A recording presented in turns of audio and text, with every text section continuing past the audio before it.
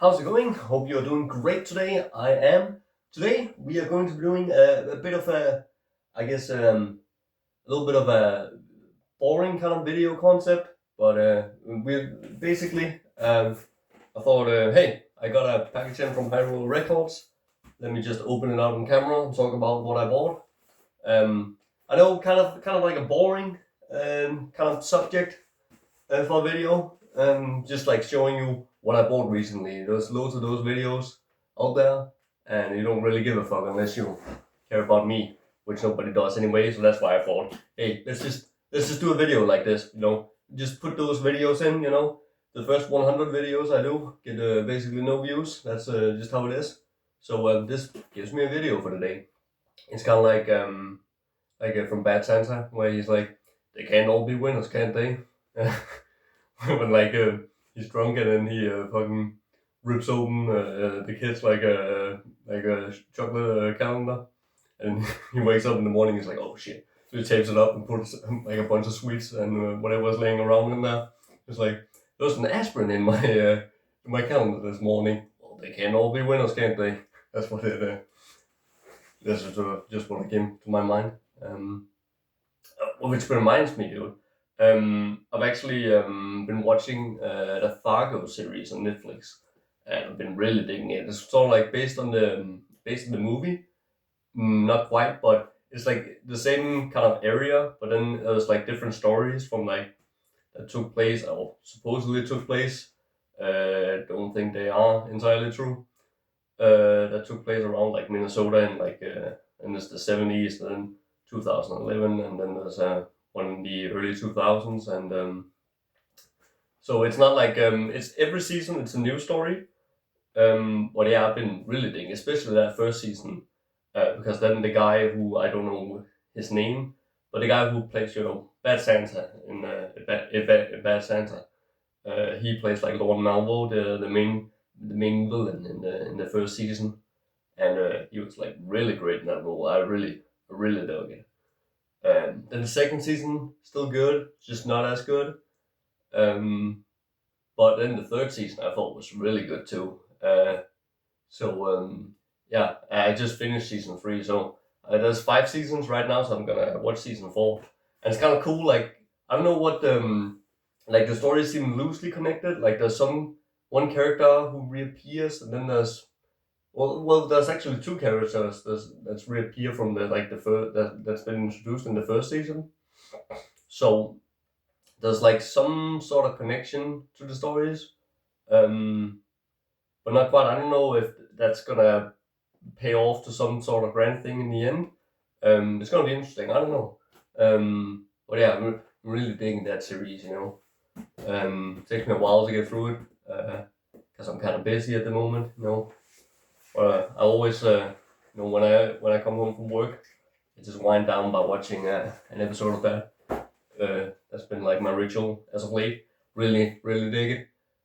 But yeah, anyway, let's open this package up. So the funny thing is that I actually don't know what's in this package. Like that's when you know you have a problem.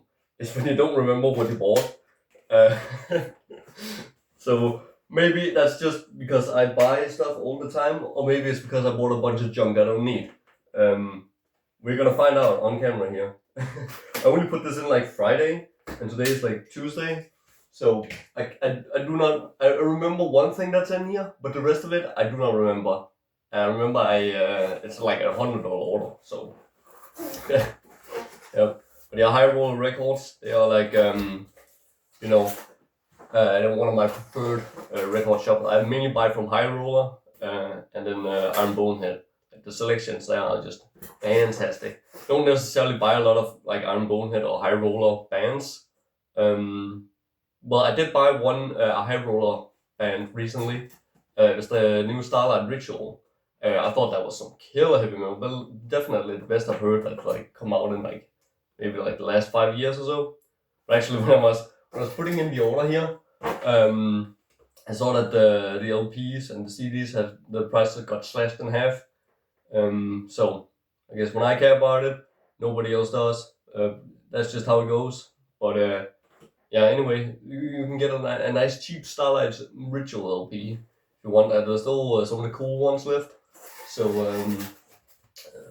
check them the fuck out. Or maybe not, because there's that summer sale, which is why I put this order in. Summer sale, 10% off or anything. I was like, oh, there's always something I need, and I saw this specific reissue, which we're gonna talk about. All right, so I picked up Been Caught Buttering, and it's coming back to me. I didn't buy some total junk. This is definitely a good one. I've actually only gotten into this recently. It's just with Pungent Stench, I've always just stuck to For God Your Soul for Me Your Flesh for so long. Dude, I love that album, dude. I've actually been listening to that recently, and it's like, dude, it's like really growing on me. Like, I remember liking it, but recently when I spun it, I was like, dude, this album's so fucking good. Dude, it just sounds nasty as fuck, man. Love the way it sounds. It just sounds very like sadistic and grimy. The riffs are kind of like the cymbal, but they just hit really hard. It's just like that atmosphere and the sound. Like it just sounds nasty, dude. Like kind of raunchy. Like I love the way the kicks sound. They sound a little bit clicky, but I think it actually works for Pungent Stench because they just sound like kind of like sticky, like that's sort of like slimy or something like that. That makes any sense. It just sounds nasty. So yeah, Been Caught Buttering, which is another great album. I really should have checked out this a long time ago. But that awesome band photo too. There's definitely some weird shit thrown in here, but I actually kind of like it. It doesn't sound like anybody. Like they throw in some like acoustic like little licks here and there, and it's just sort of like weird, and it just adds to the whole feeling you get when listeners. It's just, again, it feels raunchy, like and sort of like I don't know, unhinged, I guess, when they throw that in there. It isn't like too much. I think it's really tastefully done on this album. So yeah, really fucking dig this. Goddamn, definitely gonna spin this in the car today. Oh yeah. And then we got oh yeah, I bought this, and now it's a buy I'm proud of. It's Old Outlier. The logo is fucking covered up. Yeah, this was a bit of a different. I know there's like I think this is like dude, I can't remember the band name, but it's like, I think it's like some sort of continuation of another band, which I wasn't aware of. I just saw this on like on Iron Bonehead first. Like he was putting this out. Then I remember I saw somebody else talking about it. I was like, oh yeah, I remember that thing. I think it was on Explosive Action. Simon, I think he picked it up and he talked about it, what it was all about. Because I thought this cover really stood out to me. I was like, this is kind of interesting. I don't really know what type of music this will be. And it throws you for a loop too, because it's kind of like heavy metal, so like epic heavy metal kind of thing. But it has like, you know, it doesn't have clean vocals. It's a really interesting kind of listen here, which I thought was definitely kind of like a unique style to me. So fuck yeah, picked this up, and yeah, I've only listened to it like once, so I can't remember entirely how it sounds because it's actually been like at least 3 weeks since I listened to it. So it's gonna be pretty much a fresh listen when I go into it. I just sort of like vaguely remember sort of like how it sounds. So yeah, cool. Look forward to that. And see, we got proper packaging here at High Roller. God, this is just an ad for High Roller Records. Yeah. Oh yeah, I remember buying this one. Oh yeah, Desecration Gone Perversion. Can I show this cover on YouTube? Because it's got the sensor thing like just like the original. Dude, fuck it. You can just yank my shit down if they don't care. Desecration Gone Perversion. Yeah, so this I saw this was It's just the black vinyl. I think there's a color. But yeah, I didn't. I listened to this. I thought it was good, but I didn't like really go out of my way to buy it. Then I just kind of like forgot about it. And I saw it on High Roller. It was like for sale for 14 euros, I think. You know, it was like on sale. Um, I guess this kind of shit doesn't really sell that well for High Roller. They're like more of a traditional label. But that's why I like them, because they're like more of a traditional label. So I'll pick up a lot of their reissues, because they reissue a lot of like classic thrash, and they put out some heavy metal and like that. But they just trade with everybody, and they have a really good relationship with Hillset Bangers. And I buy a lot of their titles. A lot of times I also order from them, because they often have like cool shirts that you can't get anywhere else, or maybe sometimes they, well, then like Iron Bonehead also gets a lot of the Ring of Death bootlegs, which I always go for. Um, but yeah, Extremely Rotten here in Denmark, I also buy from them from time to time. It's mostly like to buy the bootlegs, because their selection isn't like that big of a distro, and I'm not really putting out many of Extremely Rotten's releases personally. It's all quality shit. It's just like that, like Danish. He focuses a lot on that Danish kind of death metal thing, where it's like cavernous and rotten and filthy sounding, like kind of like Cannibal Corpse kind of worship. I guess, for lack of a better description. Just more putrid, I guess. That's just really not my thing. Not all those bands do it for me. And if he's not putting out that, he's sort of like some death grind or some grind, and I'm not really a huge grind guy. So yeah, not really buying so much from him. But then this is the LP I was actually went to the store to buy in the first place. Paradox with Heresy. I saw this. I don't know when this reissue came out. But yeah, dude, this album. It's like one of those, like, I can't believe I don't own this yet. I've known about this for at least like 4 years or something, and I've always been listening to it, always liked it. And yeah, it's just one of those I didn't really pick up. I think it might. I think this might be one of the. It might have been out of press for a while on vinyl, so that's why I didn't.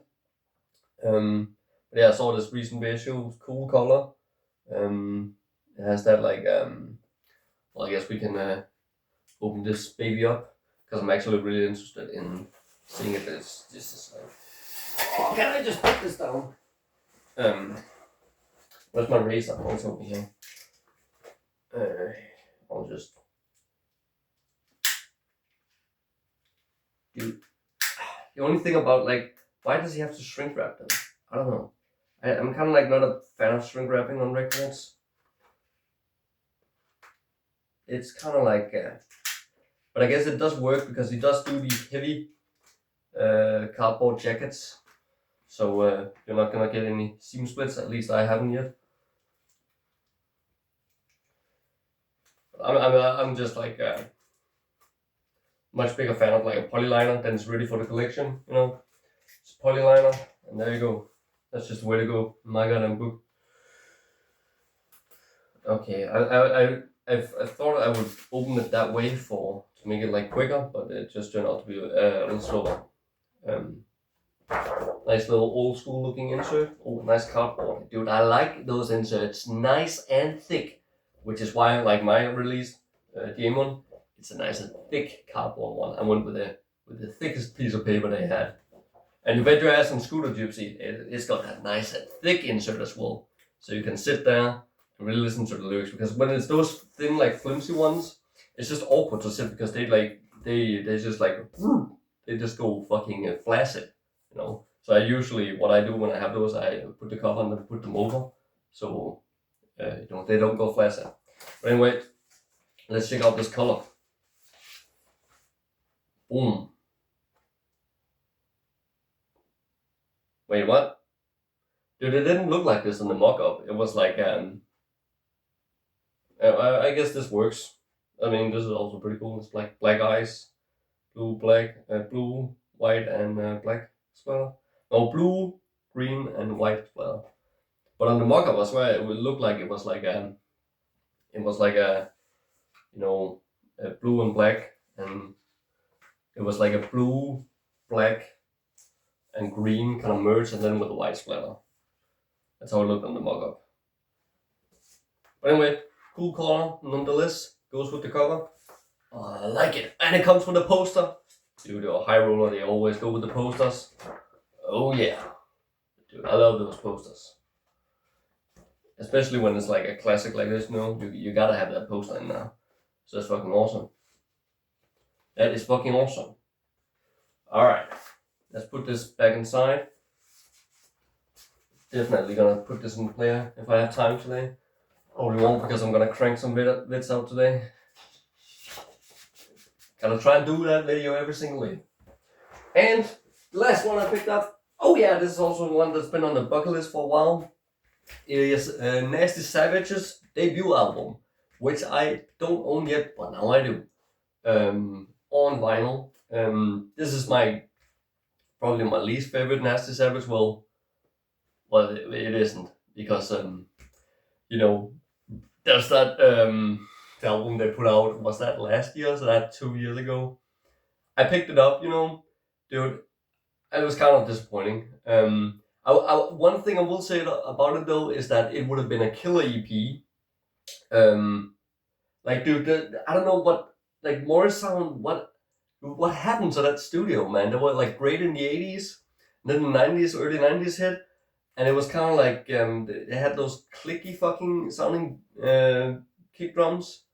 But I guess I can kind of give them a pass because it was like Death Metal was new and they had to figure out a way to capture all the kicks and whatnot. So okay, I can give them a pass. But dude, then the new Nasty Savage, like, I don't think I've listened to any album that's been produced by Morrisound in that like 2000s era or something like that.